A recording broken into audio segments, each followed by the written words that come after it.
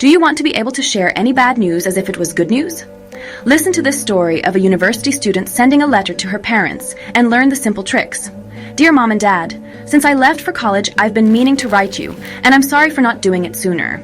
I hope you're both sitting down because I have a lot to tell you. First of all, I'm doing much better now.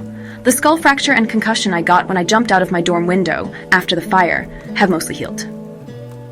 I only spent 2 weeks in the hospital, and now I can see almost normally again, though I still get headaches every day.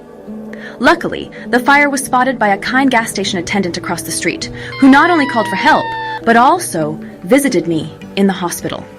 Since my dorm was completely destroyed, he was generous enough to let me move in with him. It's just a basement apartment, but it's cozy.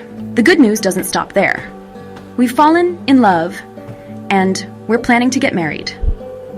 We haven't picked a date yet, but it will definitely be before my pregnancy starts to show. Yes, Mom and Dad, I'm pregnant. Now, I know this is a lot to take in, but please don't worry. My fiancé is wonderful. He may not have a traditional job, but he's working really hard to become a professional gamer. He says we just need to be patient until he wins a big tournament.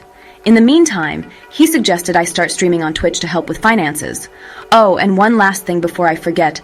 I did have a rough semester, and my grades aren't great. I got a D in American history and an F in chemistry.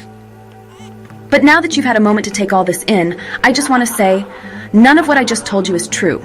I made it all up. I just wanted you to see my grades in the right perspective. Compared to what could have happened, a couple of bad marks don't seem so bad, right? Love, your very much not pregnant daughter. Lesson and application. This is a classic example of the contrast principle. When you introduce extreme or shocking information first, it makes the real issue seem minor by comparison. How you can use this in life. Negotiations. Start high, then make a more reasonable request. Delivering bad news.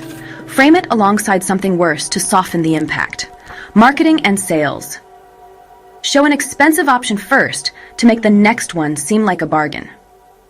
Want to learn more about persuasion tricks that can help you in everyday life? Subscribe for more insights.